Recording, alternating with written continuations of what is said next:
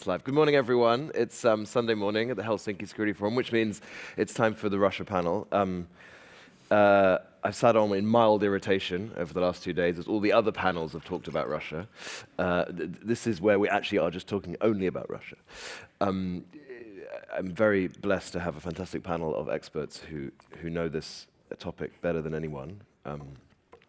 Mikko, Hautala, it's great to see you. Last time we saw each other in Moscow, of course, the former Finnish ambassador to Russia and Washington. Arkady Moshes is the program director here at FIIA, and the wonderful Katri Pynnöniemi is associate professor at the National Defense University and the University of Helsinki. Mikko, you've literally just written the book on this topic. So if you don't mind, could you set us up this morning by talking about how you see the Russian aspect in European security? Factor, not aspect, factor. Yeah, thanks. First of all, thanks for inviting me. It's again a kind of a small holiday from my unpacking my packages because we just received 165 boxes of things, and this is a perfect excuse to spend a couple of hours elsewhere than unpacking those things. On Russia, so yes, I've written a book which comes out now in October, and mainly I try to assess and kind of with the benefit of kind of after wisdom understand why it all went the way it went, and also I give a kind of a prognosis on the future. Basically, what I see right now is that this conflict is going to continue. Most likely it's going to get even deeper, and it's going to be even harder to solve this than we used to think. So my kind of assessment is fairly gloomy and negative, and I'm not a negative guy myself, but I think the facts simply are what they are. Arkady, I know that you have an also a pretty grim view of what is going to come next, or at least how Europe has assessed this factor. Could you talk a bit about that? Sure, and I will also start by thanking the organizers for having me here. I spoke here 2 years ago, and yes, today my view is somewhat gloomier. I'll come to details maybe, but I need certainly a little bit more time to explain my views. And I will start with a banality. Banality is bad in many respects except one. It's usually correct. And the banality is that we know what is the role of Russia in today's European security system. It's a role of a challenger, outside challenger. It's a role of the revisionist power. Russia wants to revise everything that has been done since '91. It wants to replay the end of the Cold War. That's why I still think there is a difference between what it is doing in Ukraine and what it could potentially be doing vis-a-vis NATO and the members of the European Union, but that doesn't matter. I mean, it's a revisionist power that tells it all. But now I end with the banalities and want to offer something else, something probably new to most of the people. We finally have to realize that the European security system, for the first time in history, at least in the last 325 years, will be built against Russia. The mantra that we've been hearing from essentially '93, that no, it's not against Russia, it's for something else, it might be correct, or might have been correct when it was first invented. But at the moment, it's pretty clear that this system will be built against Russia, and I'll explain why. And first, I'll put my historian's hat, which is a little bit dusty, but always ready to be worn, and explain why I think it's for the first time in history. Because at least starting from the Northern War, Russia, Soviet Union, were just part of the European system of alliances and coalitions, which were fluid, which were flexible, which were done and undone very often. There was very little structural in that sense. But that lasted all the way through the Cold War. I'll come to the Cold War in a second, because that's a special period, obviously. But before that, Russia was part of many European alliances and coalitions. A fun fact is that Russia's biggest military victories were achieved when Russia was an ally to Britain. The biggest are Napoleon and Second World War, and almost it could be there during the First World War. And Russia's most shameful defeats were the wars in which Britain was in a different alliance. And I'm not even talking about the Crimean War. My favorite is, in that sense, the Russian-Japanese War. Not many people know, but Britain and Japan were military allies already from 1902 to 1921. And there was, anyway, but if you want to know more, ask me or open Wikipedia. But it's just a fun fact. Cold War, Soviet Union was still part of a coalition.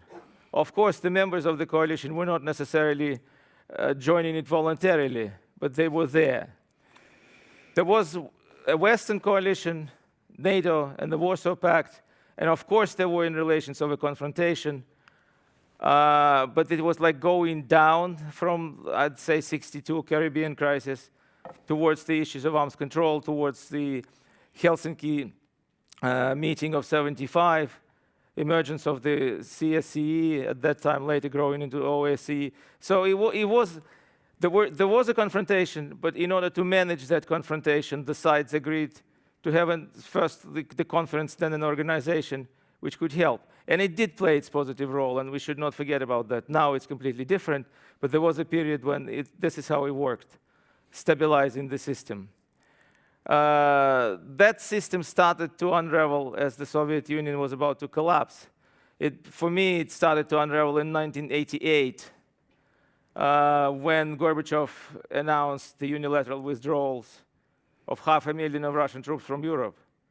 Before that, in my dissertation, which was defended in '92, I had to study such a thing as the one called MBFR, Mutual Balanced Force Reductions, when a delegation after delegation were meeting in Vienna for a decade or so, talking about one division size cuts of the military forces. I mean, it's amazing how they could be talking about 8 to 12,000 for years, couldn't find the formula, and then Gorbachev came and said, we're just withdrawing 500,000. And that's when it started, and in '93, with the beginning of the first conversations about the NATO enlargement, it ended. But that's when we got the mantra that this is not against Russia. Okay. So what has changed? I don't need to tell you what has changed now. Russia is doing what it is doing. And in fact, I'm trying to explain the logic. Russia and the West are in a confrontational relationship at the moment. If you look at the energy, which used to be the backbone of the kind of cooperation, it's gone. When you talk about the economic relationship, well, when one side imposes sanctions on the other side, that is about inflicting damage, that is about an economic war. And rightly so, because the rationale is understandable. The relationship between the two countries, two societies, or relationship with the Russian people are also getting more and more problematic. The Finnish border, which has stayed closed for now 9 months or 10 months, is an example of that. That's the border which at the peak, 1913, saw 12 million crossings. 12 million, talking about people-to-people relations, this is what it was. It's now closed, and very few people talk about it. Those who need to travel to Russia still find a way to travel. It's a torture, but they do it. But that's symbolic. So economic war, isolation of societies, or wall growing between the societies. And the only bastion still standing is the Western inability to say that they're also, in the military sense, in a confrontation with Russia. Every time somebody is talking about this, he or she gets reprimanded. That this is considered to be a stabilizing factor, not to talk about that. I think it's wrong. I think that sooner or later, it will still be moving in that direction. Why has not it been done so far? And this is where I have to say 2 years ago I was more optimistic, because 2 years ago I thought that the way out by means of freezing the conflict and paying with Ukrainian lands for another armistice with Russia had been stayed behind. That paradigm had been left behind by the people. It wasn't. Now, 2 years later, we are again talking about that there needs to be a peaceful peace or ceasefire negotiations. which means like pressurizing Ukraine to make concessions. This is legally impossible, as those who read my article in Helsinki and Sanomat can understand why. But I mean, we still get in the mantra that the new European security system will not be built against Russia. It will. I'm coming to my last point, and which is a little bit paradoxical. It will be built against Russia, whatever happens in Ukraine. Because if Ukraine prevails on the battlefield and the formula is found, the West will immediately have to start preparing for the new round of hostilities sometime down the road when Russia is ready for that. Russia will not accept it for a long term if it's defeated in Ukraine. But if it wins in Ukraine, as I said, I'm not that sure that it will be willing to attack NATO countries or have the war with them, because again, what I said in the beginning, Russia's goal is replaying the results of the Cold War, getting the veto powers in the European security, getting the monopoly rights in the post-Soviet space, but not necessarily going into war with the whole West. But whatever will be the goals of Russia, the West will have to treat them as inimical, dictated by inimical intentions. And so that's basically where I have to finish. Whatever is going to happen, the next European system will be built against Russia. Thank you. That was deeply gloomy. If anyone else has a favorite war, feel free to say it. Katri, obviously we shouldn't joke about this stuff, but I mean, one note to take out of what Arkady just said there is that there is still naivety in the West. That we're not able to call a spade when it comes to Russia's full role in European security. Do you think that's true? Yes, I think it is. And it's very sad to see it after 2 years, that there are still this, that we are in a way talking about Russia of future rather than focusing on what exactly Russia is right now. Yeah. So I would like to put on the table, I very much agree what was said before, but you remember 1992, Alexander Wendt wrote a famous article, Anarchy is what states make of it. So we could apply this, that Russia is what we make of it. And what I mean that all these different Russias that are present today will be only reinforced if we don't deal with each of them. For example, if we accept the shadow fleet as a matter of fact, we will have more of this gray zone economic stuff that maybe benefit one company here, one country there, and then is undermine the whole economic system. And then the sabotage and killings and all that kind of stuff that is being sold in social platforms and in any other places. This is part of Russia's sort of new way of warfare, and I understand that it's difficult to attribute it. But still, we can't just say that, well, it is difficult to attribute it, let's deal with it later. No, we will have more of it. And then finally, if we allow a reality that we have today, that every day Russia is terror bombing Ukrainian cities, like following citizens in Kherson and killing them by drones. I mean, this is Russia that we have and we will have, unless, I think it's kind of normative position that Arkady was explaining, that we will have this European security system against Russia, but we would need it right now to make a different type of future for Ukraine and for Europe. But Russia is so good at playing with the fears, playing with the interests that we can say that, well, because Ukraine is not part of the European Union, and well, there are these difficulties of getting Ukraine into NATO, therefore, and because of the escalation kind of possibilities. But I think we just could do more and then there could be maybe a different kind of Russia. So I'm in a way also against this idea of that there's only one path for Russia. Right now we can kind of show document by document that there really is this idea of imperialism and different type of worldview that we wouldn't like to see in Russia. And it is really influencing decisions.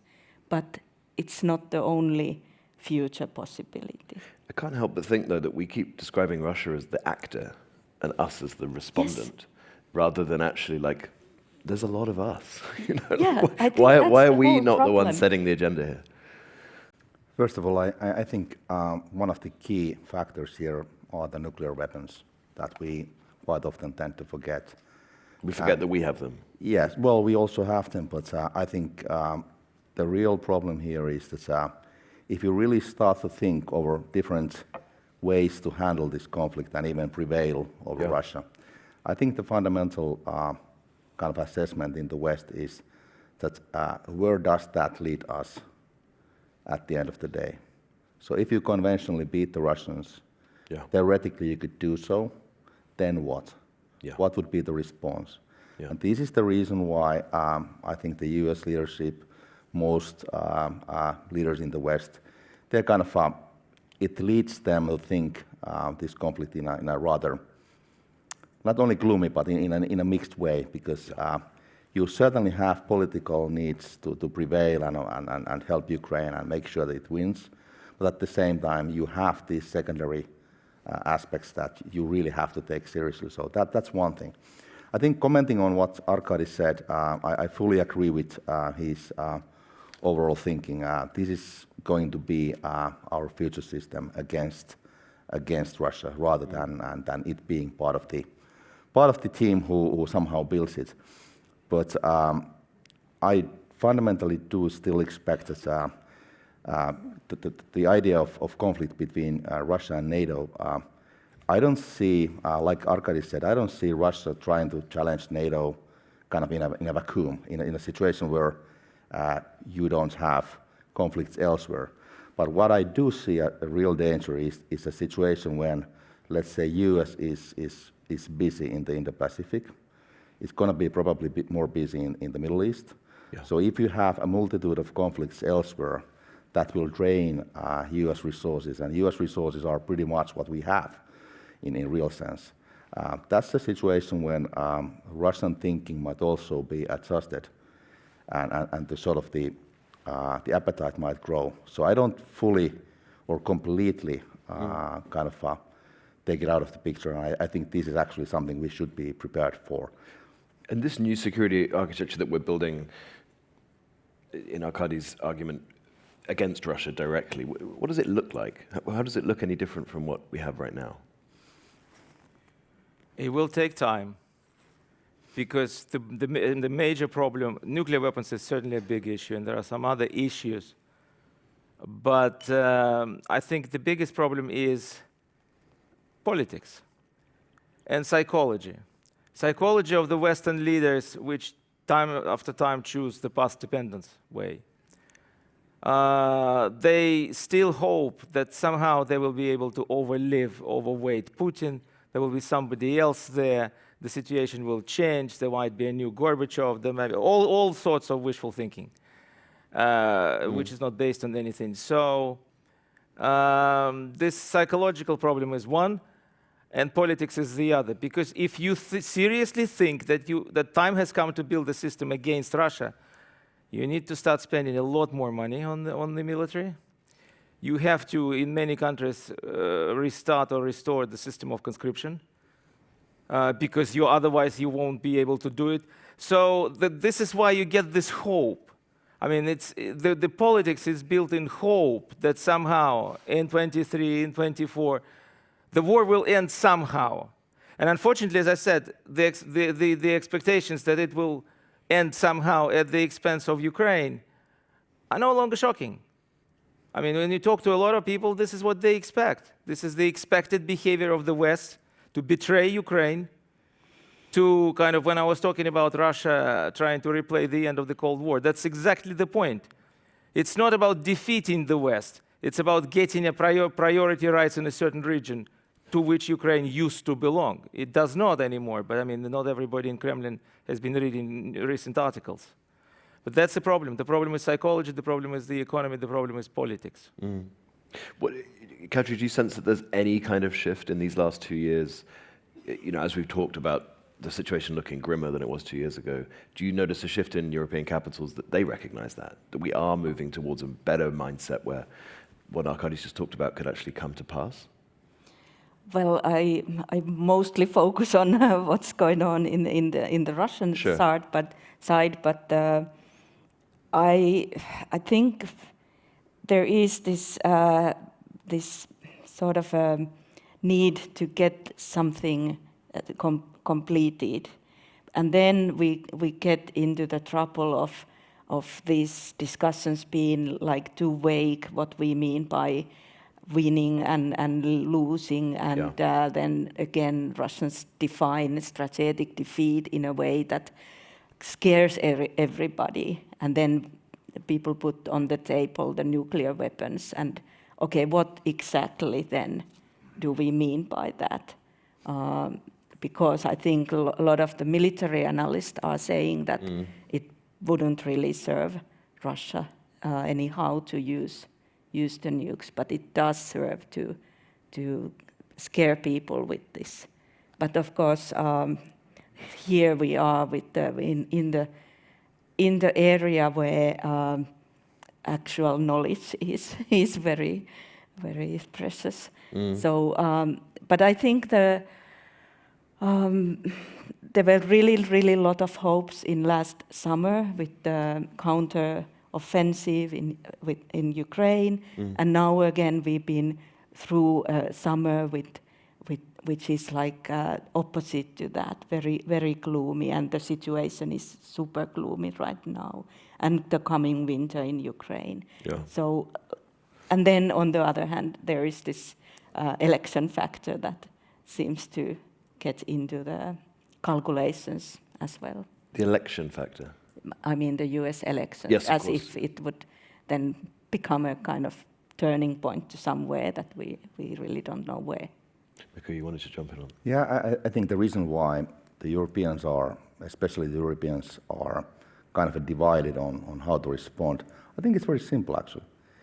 Most of the countries in the EU are far away from Russian borders.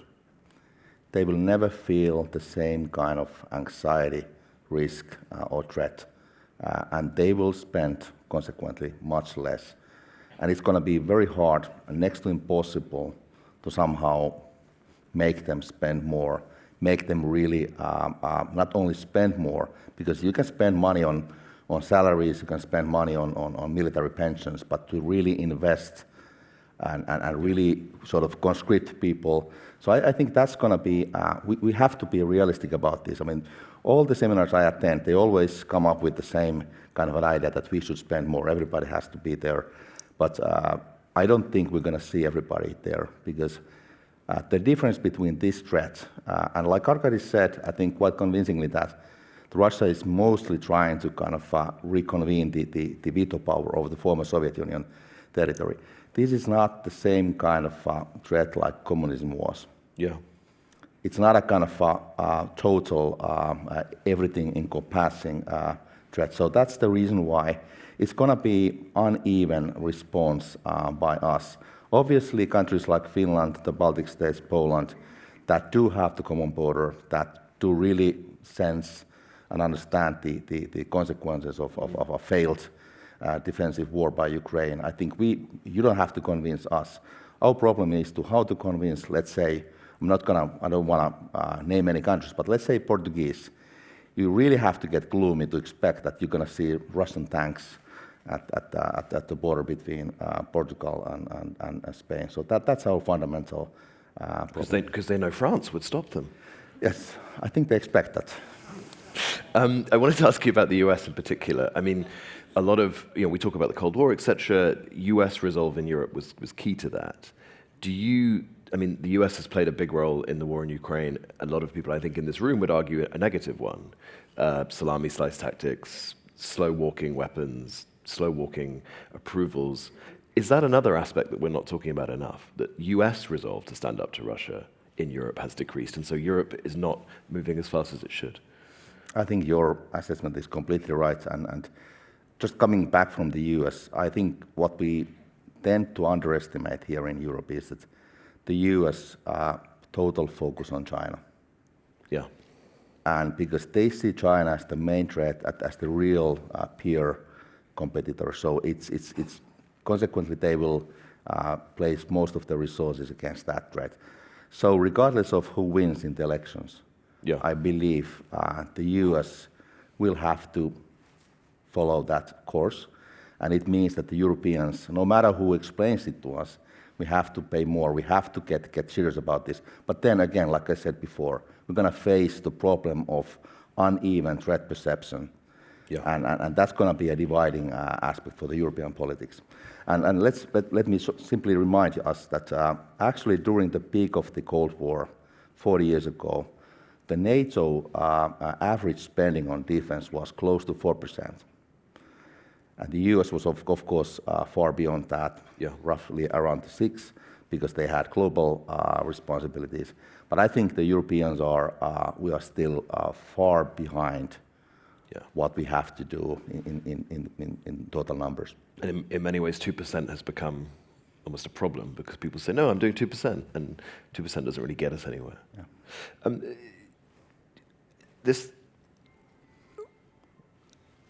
I want to talk a bit about, there's an excellent paper written by Sinikuka and Jussi, head of this panel, to which I'm eternally grateful. It's not just about the military aspect of what Russia's doing in security, it's also a more medium-term kind of psychological thing here about values, principles. We've referred to them a little bit. I mean, Putin must already feel like he's accomplished a lot of what he set out to do, given 2008, given 2014, now 2024, we're talking about peace deal in Ukraine that wouldn't give Ukraine back all of its territory. I mean, have we already lost in terms of defending those values? And do you think, Katri, do you think Putin thinks he's already won? Well, that's a kind of difficult question again, how we define winning. I mean, for the current Kremlin, it is enough to continue legitimizing, in a way, creating an impression that Russia has a legitimate right for expansion. Mm-hmm. So all kind of narratives that fit into this idea that Russia is saving people, and then Ukraine is a artificial country victim of the West is actually attacking Russia via Ukraine. All this kind of nonsense, and then delegitimizing the resistance in different forms. So it's not just what's happening in the war or around the war, but it's also what's happening in the different international organizations. Yeah. And there I would kind of say that it is should be in the interest of all European countries that how we let one big country with nuclear weapons to behave in international organizations and use them for purposes of legitimating this kind of war, or the idea that actually Russia should have a say on European security on the basis of its armed forces being able to take territories. I mean, that's all based on violence and basically fabrication of reality.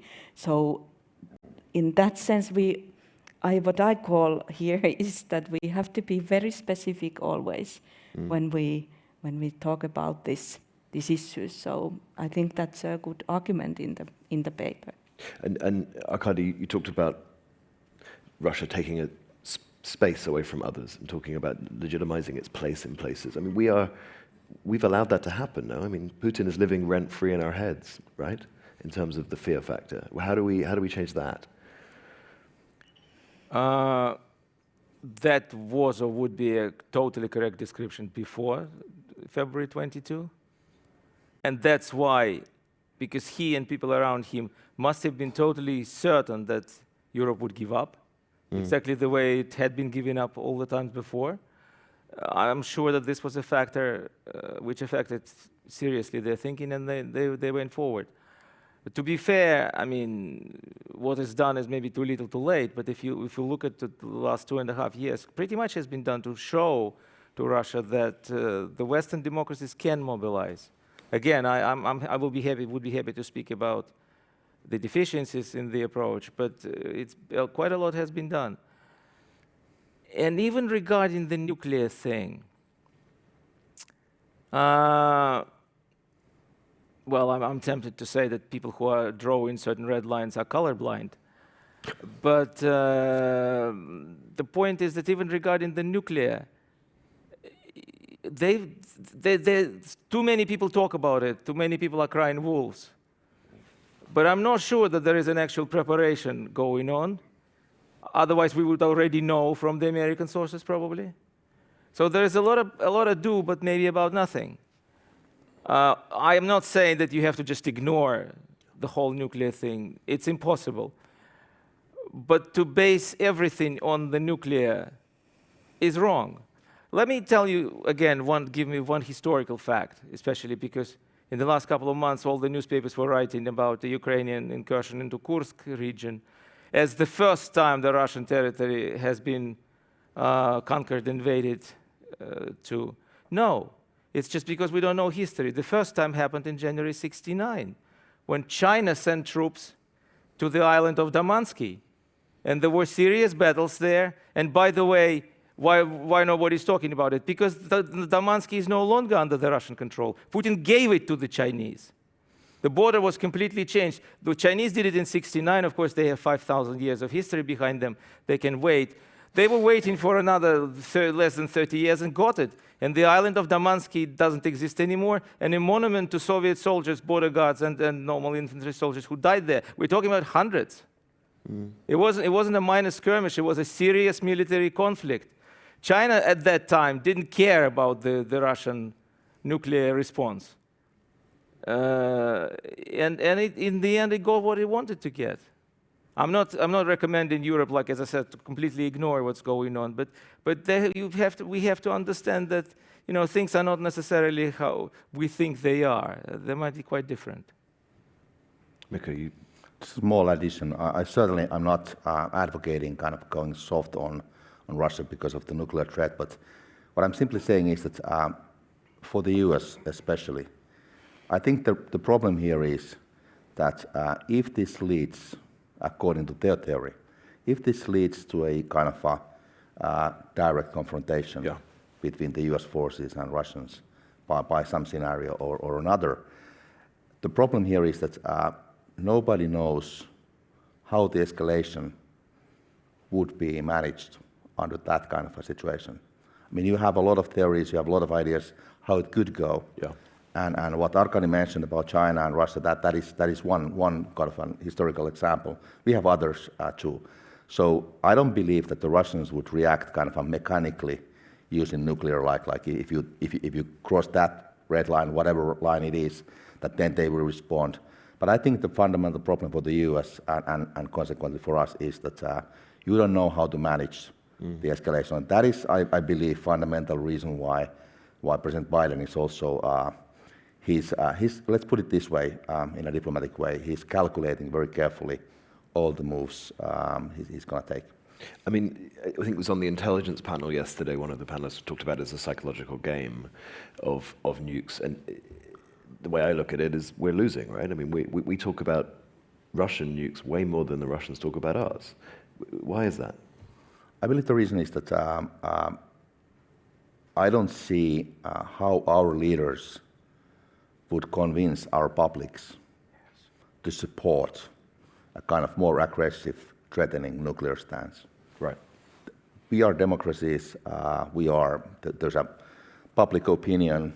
How the public opinion in the US would respond if a president would say that, hey, let's hit them with the nukes, and then they would counter-hit us. And so it's a no-go politically. So that's, I think it's a fundamental reason. Arkady. The price of human life in Russia is a lot lower than it is in the West. During COVID, they were losing 2,000 people a day, and it wasn't a national issue, whatever. And that continues. I mean, soldiers, okay, they're born to die for the Tsar. If we're short of them, we'll tell the women to deliver more. So what, I mean, I'm always often arguing that what Putin is doing is not the return to the Soviet Union and Soviet patterns, but some of this clearly are. This an attitude to people that people are for the state and not the state for the people. It's an axiomatic, it's one of the pillars on which that society is built. Everything becomes routine. I said it in many of my interviews. In the beginning of Kursk, I said, give them 2 weeks. It's not going to be the first news anymore. They will get used to it. They have gotten used to it. I mean, now what we hear that, well, first we have to reconquer Donbass. After that, we'll gather forces to get Kursk back. So this is not, politically, there is no issue here. Okay, let them, although from our point of view, many things, it was a meaningful thing. It wasn't a game changer, but it was a big thing. But it's not how people in Russia think about it. Katri, can you make us feel all a bit better and talk about some of the weaknesses that Russia has? Oh my God. Please. Well, yes, actually, but this is again a very delicate one, because if we talk about the European agency in this whole thing, how to end the war, how to make it on the terms that are good for Ukraine. Yeah. So there has to be something more than what we see now. And then comes this idea that, okay, what are the weak spots of the Kremlin? It's the preservation of power, how you preserve power in a totalitarian system. For example, through managing and shaping the information environment and having a kind of complete or more complete control of it. And then we come to the question like, not in a way that, okay, let's put the nukes on the table and then try to persuade Putin not to do something, but rather let's look at the weaker points that there are. But this is already like talking about changing Russia, which is again then one of the main arguments that this is actually what the West is trying to do, weaken us, etc. So it's a circle. So it's very difficult to find a way to influence a country that has a total ideology of war at the moment. So Russia has really changed by this war, because of the war it is fighting against Ukraine. And somehow it's such in a new, it's in a very different place where we are, where regular like European countries and their leaders are. So I don't have an answer for you, sorry. I would like to have. I can list at least 3 major weaknesses of Russia. There are many more, but I'll concentrate on 3. 1, Russian economy, including the military economy. You can try to militarize the economy, but I'm sure that Joseph Stalin is rolling in his grave when he hears that Russia is dependent on artillery shells coming from North Korea. A superpower cannot fight the war without getting shells from North Korea. I mean, this is a totally humiliating from the point of view. If you want to present... It's slightly more humiliating that North Korea can supply more to Russia than we can supply to Ukraine. That's humiliating. Then the global south, which we somehow say is on the Russian side. It is not. The solidarity with Russia is actually at a very low level. I mean, people are playing their games, some trying to extract money from Russia, some because they are anti-American. But you look at the UN votes, you get the pattern. I mean, 5-7 countries vote together with Russia. The other are either against or sitting on the fence and abstain. Most recent Russia-Africa summit, if you compare the one that happened last year and with the one which happened 5-6 years ago, you will see that the attendance is colossally lower. I mean, some countries didn't come at all, and at least half countries didn't send the top leaders. I mean, there would be a deputy minister present. So this is not the solidarity which you expect. we would expect there if the global south was indeed behind Russia. China is a different story. It's correct that in the NATO summit's communique, China is called the key enabler. But there's only one other country mentioned as an enabler, and that's Belarus, and that's also humiliating. Belarus is an enabler of Russian actions against Ukraine. It's correct, but it's mind-boggling. And finally, and most importantly, same Russian society. The apathy of the Russian society, which is a key to Putin's extension of his stay in power, is one of the most undermining factors now, because people do not consider this war as an existential war. I mean, they're happy to participate if they're paid, or if they have no other choice and they get to be mobilized, choosing between jail and death on the battlefield. That also tells you a lot of people choose to die on the battlefield except instead of serving their term in the jail. That's also a characteristic. But anyway, these guys cannot, I mean, they admit that they're puzzled. That kind of, on the one hand, they themselves don't call it a war, they call it a special operation, but then they don't see the mobilization and the rally around the flag in the country. There is a certain group of people, about 25%, it's not changing, which seriously supports the war. And then, but not necessarily going to the front. And the other maybe 45% passively supports the war by not speaking against it. And the rest are against. But that's the point, that for Russia, this is not an existential war. And that's a weakness of a country waging a war of such a scale. Mikko, you also raised your hand. Yeah, perhaps just to mention that if you look at historically, those situations where Russia did collapse during the war, basically was not the Second World War. The Germans were at the outskirts of Moscow. The Russians were able to pull it through. Then you had this First World War, when it actually did collapse because of the many reasons.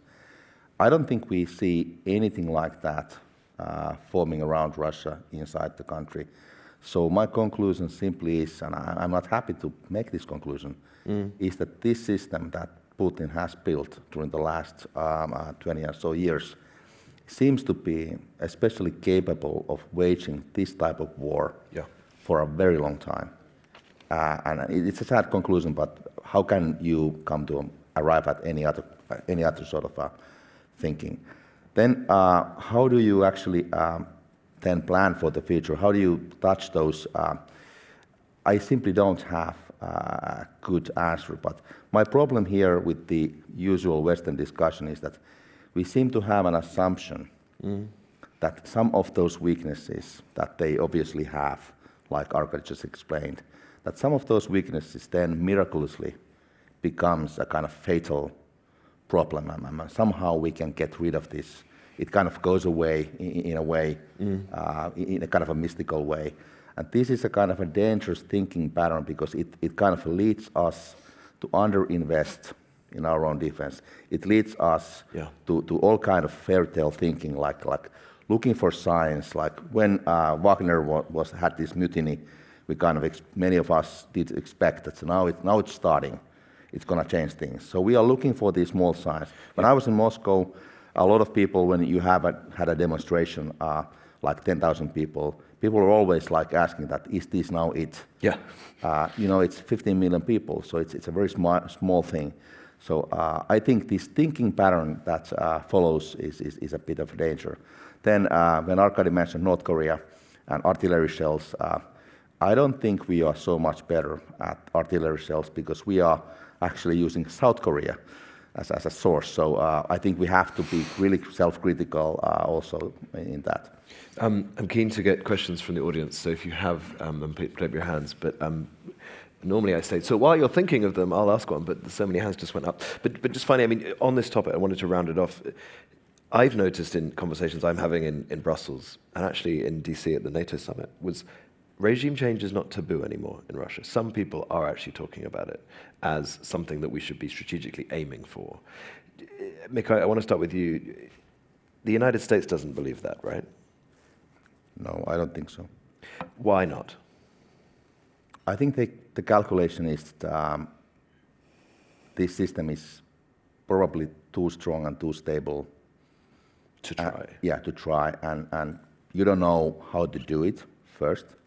Secondly, you have all these competing demands. The biggest problem is elsewhere. So why would you kind of focus all your resources, not only military, economic, informational, etc., on this problem? So it's not the top priority globally for the US. Thirdly, I guess there's also a thinking like if you would then surprisingly succeed, then what? Because the conclusion, I think, also in Washington is that most likely the challenger for Putin's system comes not from the democratic side, but rather from the hardliners. So you may even have a tougher system, more irresponsible regime. So you better be careful what you wish for. But this is another example of that thing, right? We're just like, oh, it could be even worse. Yeah. Oh, it's really bad. They're just so bad. Katri, is regime change possible? And can the West make it happen faster?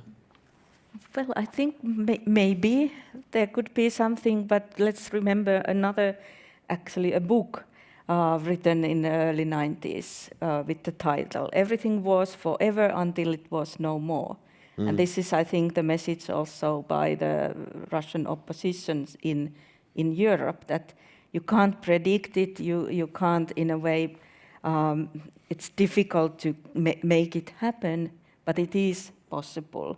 And then to have a really different Russia, there has to be a regime that undoes the war ideology that is currently the main thing in anything Kremlin is doing. So you can't have a Russia and peace in Europe until this ideology is undone. And it requires like a huge effort. So, and also huge effort from outside. But is that the best bet right now? I don't know. I think we still might be better to focus on to get Ukraine out of this war in a one piece. Where are those hands gone? Yeah, the gentleman here was very enthusiastic in the blue shirt. Please introduce yourself and keep your questions short, sharp, and succinct. Thank you. My name is Kimmo Kiljunen. I'm actually parliamentary. I'm chair of the Foreign Affairs Committee of Finland, participating in Helsinki Security Forum just now. You mentioned the new security structure to come is against Russia. That's the only way to have it against Russia. You are in a place, obviously, celebrating next year 50 years of Helsinki Accord. I don't go to that area. Further, only mentioning, obviously, that if that's the only picture in future against Russia, all the new security structure, our geopolitical situation is not the easiest. It's not the easiest. We are frontline state, and obviously that seems to be a very desperate picture. Instead, 2 weeks ago, I was in Yalta Security Conference in Kiev. The same question, how you address Russia, was made to Mike Pompeo, the former state foreign minister of US during the Trump period. He put it very clearly. For us in Finland, obviously, the Ukrainian war is an existence question, fully existence question. But what Russia means today for US, including Democrats and Republicans, as he said, the president campaign is about power in US, not about security policy as a whole. They share the view. It means three things today, and that's I want to ask. Sir, what's your question? Yeah, exactly. The question comes now. How you react for Pompeo? Russia for him means, first of all, energy source. Secondly, nuclear weapons, obviously, existence question for them, as was mentioned. And thirdly, China. We had to stop this European war sooner or later, rather soon, because we cannot allow Russia to go totally in the pocket of China. A little bit Indian approach there, you can see it. China as the hegemonic power, as he said. I don't go details what he said further on that one, But yes, that's the approach from US. What is your reaction for Mike Pompeo? Right. So are we basically being soft because of China, nukes, and energy? I think that was the question. Do you agree with Mike Pompeo? He probably hasn't read the most recent brief. Because Europe is a lot less dependent on Russian energy. And again, to reverse it back and to go to the gas pipe deals and the Nord Streams, it will be very difficult. It would be much more difficult than to continue with the current system. But as for China, you know, it's a long conversation. I cannot explain it in one sentence. Russia is getting into the pocket of China. But I'm a scholar of Belarus. This is exactly the argument which for many years was put out as the explanation why the West should engage with Belarus. Because Lukashenko from time to time will have conflicts with Putin, so you tear him away from Putin, so you will be stronger, Putin will be weaker. So many things which are absolutely impossible from the point of view of the value-based approach to Belarus were done, argued for, and implemented. In the end of the day, there was still a crisis in Belarusian-Western relations. And yes, it has gotten into Russia's pocket, but it was on the way. I'm afraid that Russia is already in China pockets. And if you start making concessions to Russia in hope that each of these concessions will decrease Russian dependence on China by 1% or 0.1%, it's not a strategic approach. That's all that I can say. We got nods here as well. It's just a yes. Just a kind of an addition, I think Arkady is totally right. Still, like 3 years ago, I think there was still thinking in Washington that is there a way before the war to somehow pull Russia away from Chinese orbit. I think that discussion should be over with right now, but like Arkady said, perhaps the recent memo hasn't reached his hand, but I think this is what I actually got from DC, that it's over, it's impossible, and the Russian links with China economically, militarily, elsewhere are simply so strong.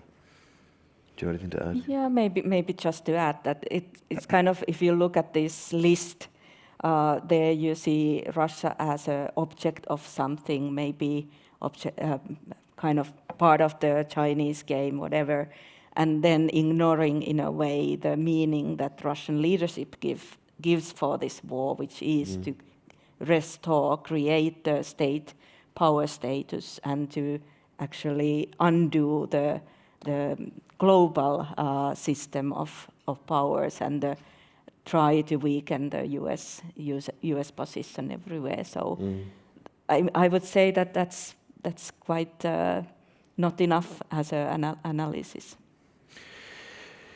Poo-poo to Pompeo, I guess. Yeah, this gentleman here.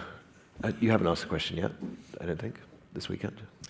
Thank you very much. I'm Peter Eriksson, newly arrived as Swedish ambassador here in Helsinki. Once upon a time, colleague of Mikko's in Moscow. So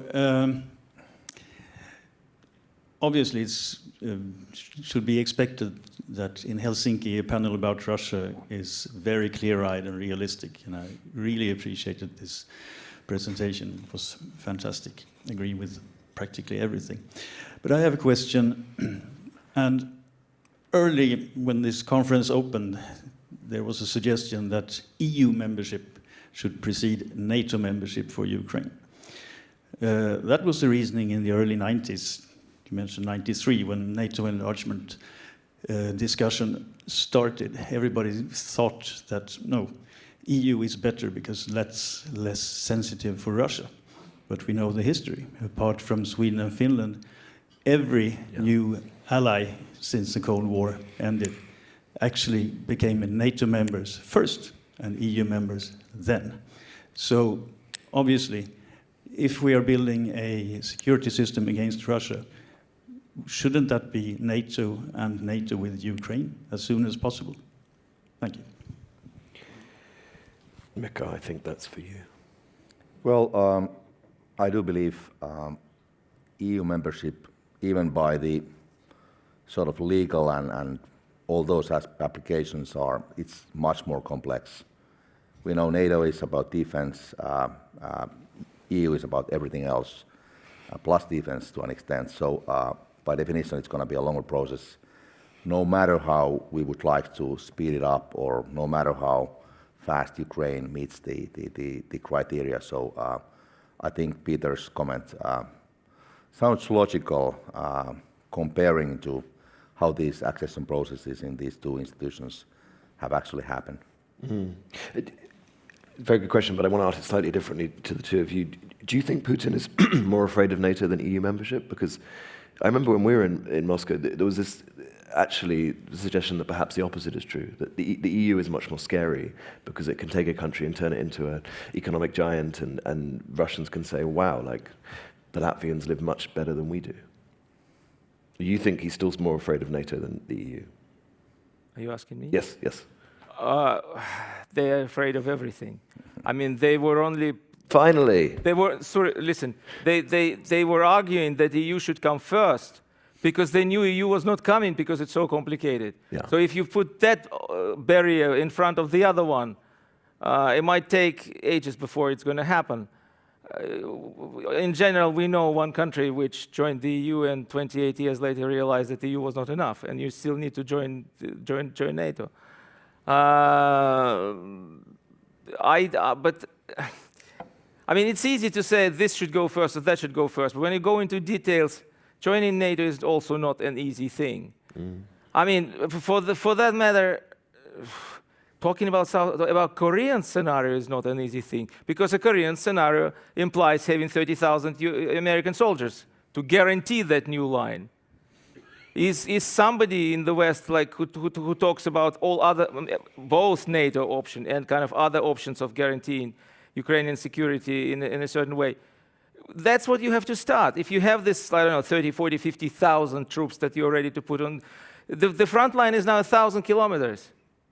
I mean, it's just, it should not be going on if you base your analysis on the Soviet field manuals.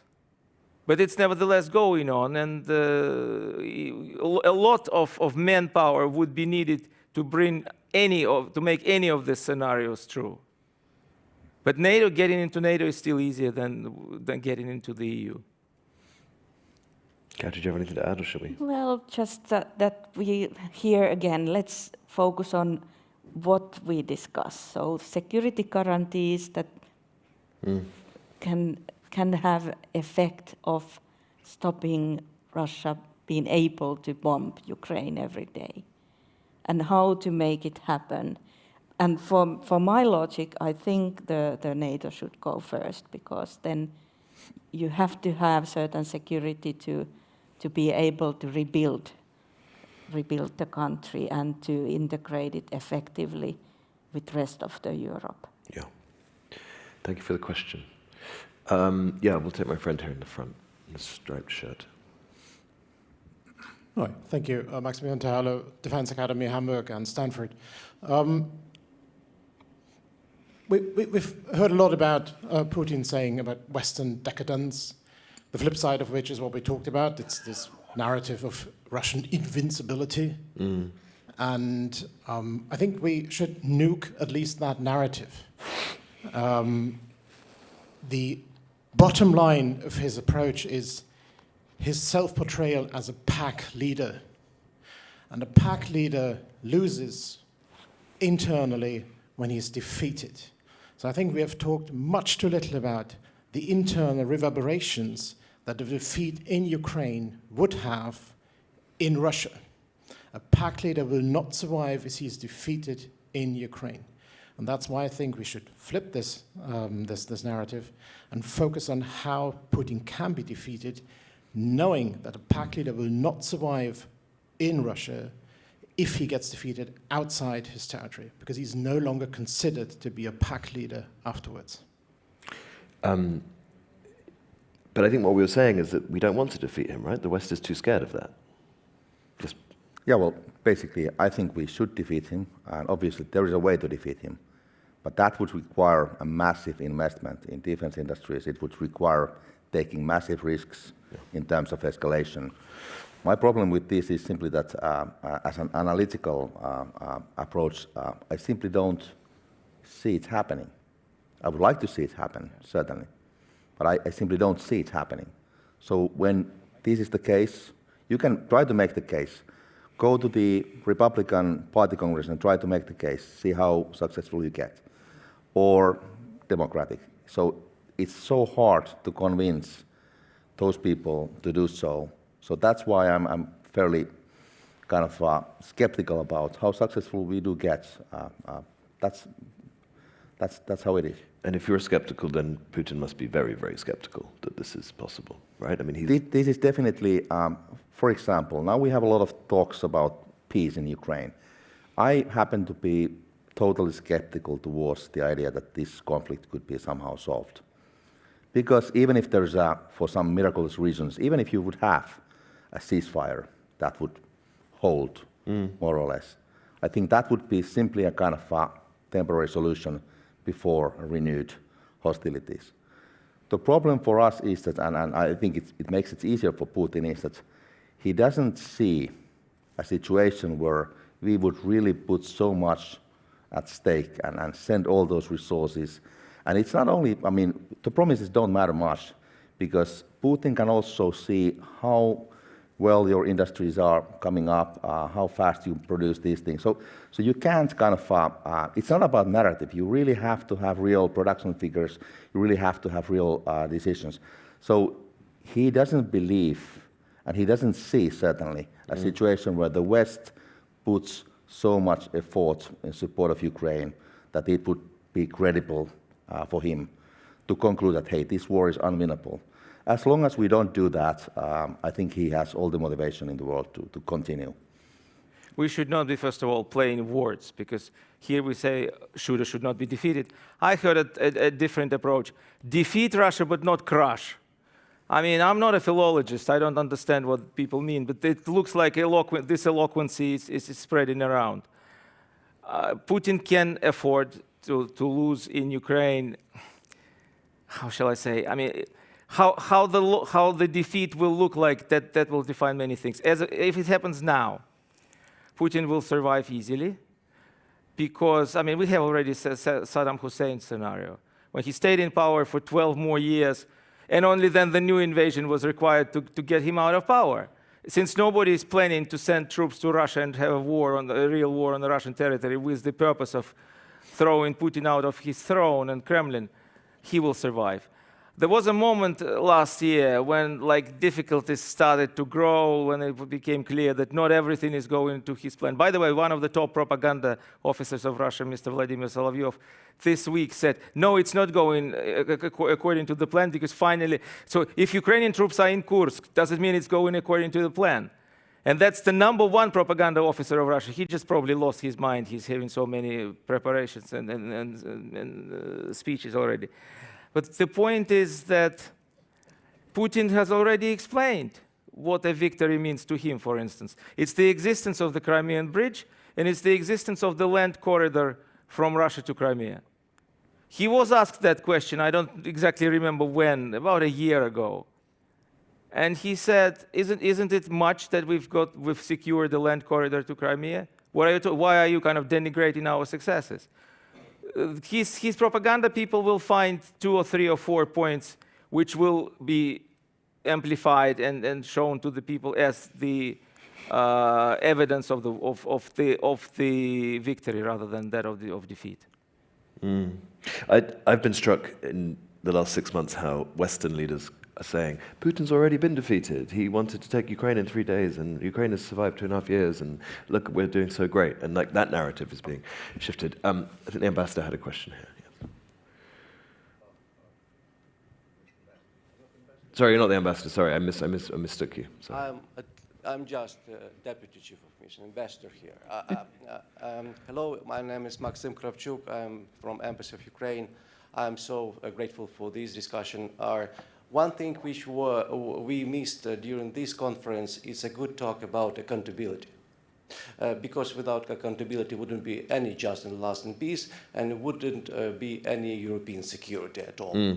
So my question to the panelists, and maybe to all participants of this conference, whether the global West can ensure accountability. Thank you. And I will add, is Putin afraid of that? Katri. Well, maybe I start. What I see is a lot of work by different groups to collect material, to document the war crimes against humanity conducted by the Russian troops in Ukraine. And I'm really, when I see how Ukrainians are dealing with these awful crimes, I can't just but to be like amazed. And I see that it is really important. And then I think the second point is that we, in a way, have to unearth these intentions and the political statements and the whole plan that there exists. And then it is a matter of years and years and years to produce the history of this war as it is, and not the story that the Kremlin is trying to sell to everyone, because they are really good at playing with this uncertainty. But to answer actually the question, I think perhaps slightly, but not enough. Yep. He is not afraid, but he is not comfortable. It's pretty clear that the fact that he couldn't go to South Africa to the BRICS summit last year and had to speak, had to be on the screen doing the video address, for the person as narcissistic as Putin is, there must have been a big thing. And they had to invent a reason to go to Mongolia, again, just to demonstrate that he can go to certain countries and not be arrested. So I'm sure that he's not comfortable and he would want things to work differently. I'm sure that he would still be willing to travel to all sorts of capitals in the West and get a standing ovation as he got in 2001 in the German Bundestag, or also during some of the meetings even here. But not a standing ovation though. And he would like to be traveling. He wouldn't want to look like just a bigger Lukashenko. He would want to be in a company of world leaders deciding questions, but he can't. So it matters. As for the rest of the country, as for the people, I don't know. Soldiers who committed all these atrocities and crimes, I don't know. The only thing which I kind of can put in this context is that sometimes justice comes to the countries and the people. We have now in Russia several hundred, I think 350 cases, or maybe 250 cases, my memory might be failing me, where the recent veterans who had been convicts before going to the front line, we still don't understand why they are released, while the normal mobilized not ex-convicts cannot, having served a certain term, go back home or be on the rotation. These guys, for some reason, are allowed to go back to their villages. What do? Kill people, torture, rape. It's not yet has reached the size when it would be considered a problem for the whole nation. But certainly even the pro-government newspapers cannot hide it anymore. It's a problem. They created a problem and they will be paying, or Russia as a whole, as a country, will be paying for the problem which they created themselves. But of course, I cannot give you a strategy 1, 2, 3, what needs to be done. Mikko, I mean, if the West isn't willing to crush Russia, they're surely not willing to put Putin in manacles. Well, I think, of course, there should be an accountability. I think that's a starting point. But if I judge how the Russian elite thinks about this thing, I think for most of them, it's completely unthinkable that any kind of accountability would be there for them. And I think even many of those people that would be otherwise rather critical towards the war would find it hard to accept a kind of a country-based, full legal, political accountability. So I think it's, unfortunately, I think it's a very, it must be very late in this process, whatever the process is going to be. And politically speaking, if the Russians would kind of accept this kind of accountability, we would first have to see very different Russia, politically, mentally, societally, etc., etc. So I think it's a long way. We've got time for 2 more questions, and I'll take them simultaneously. The lady here. Excellent.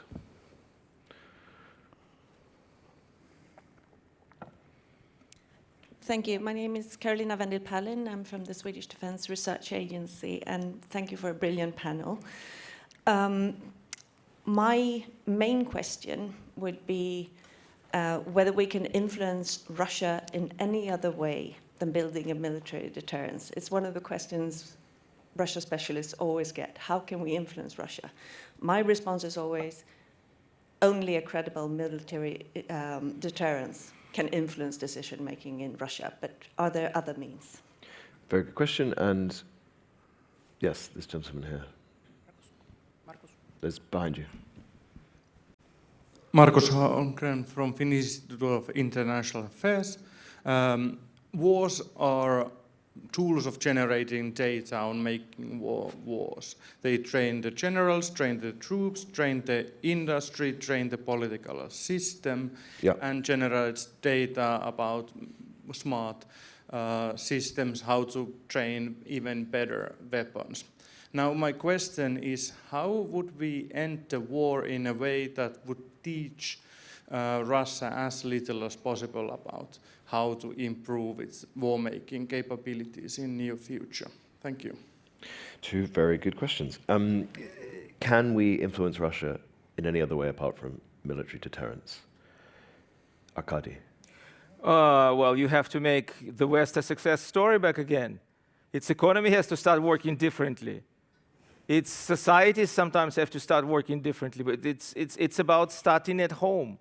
And it's going to be, or would be, a long game. I mean, we would be talking about a generation. That's one thing, but that would be good for the societies, by the way. If for instance, they could be producing more. Anyway, it's a long story. The other thing which works already now, and it has to be, we have to step up the effort. It's the information. It's getting information into Russia. Up until recently, the Russian government didn't care about, for instance, the accessibility, free accessibility to YouTube. Now we know that it does care. Although for 2 years we were saying that most of the people going on YouTube or TikTok for that reason, they put the likes of the cats or play games on the internet. But we don't know what exactly changed and how it changed, but it's clearly changed because we can judge by the reactions of the Russian government that they're no longer free. They're longer, again, comfortable or happy with the system which they have, where people get access to certain information. The number of people in Russia who are against the war is still significant. It's about 25,000 people, or percent, sorry, of the population. It's been there all the time. Unfortunately, we failed. We failed these people in a certain extent because they are left there. They are getting messages not only through the Russian propaganda system, but through the real news, that the treatment of, for instance, the Russian emigration, I don't call it the Russian opposition, because not all of them are opposition, but the emigration, and we're talking about hundreds of thousands of people, that the treatment was very far from benevolent, that it's the people who do not want to fight the war, who escaped Russia. They've been receiving totally not unwelcoming treatment in Europe and had to come back. They cannot get the papers in order. They cannot get their passports renewed. It's a long story. I mean, this is about what can be or must be done back home. What we're hearing is the collective responsibility of all Russians, in which I have to admit I predicted myself on the day when the war started in February 22. There is my interview to Yulia Russian, where but it's still wrong. The approach has to be individual. For that matter, people know it, so I can say it. I didn't like at all the discussion during the presidential campaign in Finland that all the dual citizens of Russia and Finland should be, unless they revoke the Russian citizenship, should be deprived of the Finnish citizenship. This conversation was a nuclear bomb. This is because what you're doing, or the people who were carrying on this conversation, basically they sent a signal to 40,000 people here that they're not welcome here, regardless that they did everything following the law, regardless for how many years they've been citizens, regardless, for instance, of the fact that they had to learn the language to become, they made an effort to become Finnish citizens. And now they are a category of people which has to be punished most. It's exactly wrong. These things should be avoided, and the approach to the Russians already living in Europe will have to be different. And it is actually different in some countries. I was going through the figures. I mentioned the Finnish border at some point. I went through the figures. As of the first half of the year, most European, the travel of Russians or Russian citizens into these countries grew from 20 to 70%. 70% is Hungary, okay, 66% is Montenegro. But many countries have increased the inflow of the Russian citizens. How it's done, I know the mechanics. Yes, you wait for your visa not for 1 week, but for 2 months. But people are traveling. But there are countries which still think it's 22. It's not 22. And to make Russia less resilient, you have to have a totally different approach to the Russian citizens already living abroad. We're really running out of time, and you wanted to jump. Yeah, very shortly, if I would like to put my wish list as an answer to Karo, I think it's correct that we should have a correlation of forces, a real one, in Europe's favor, so they have a credible military deterrence. But that takes time, as we have discussed. So what to do in a short run? We should maybe do more with the disruption of Russian monopoly on weaponizing the information. So look at that area, which is also difficult because it's something that we don't like to do or talk about. But I see that it's somewhere there, these two things, the military capabilities, real ones, that Russia and Putin really sees, and the intentions there, which is not at the moment necessarily, and then something faster with the disruption of what Russia is actually already doing with the information domain. Thank Mikko. Your final word. I'm going to butcher the question, but I think it was how do we make sure that we learn from the war in Ukraine to be stronger in the future? This is roughly what you asked, I think.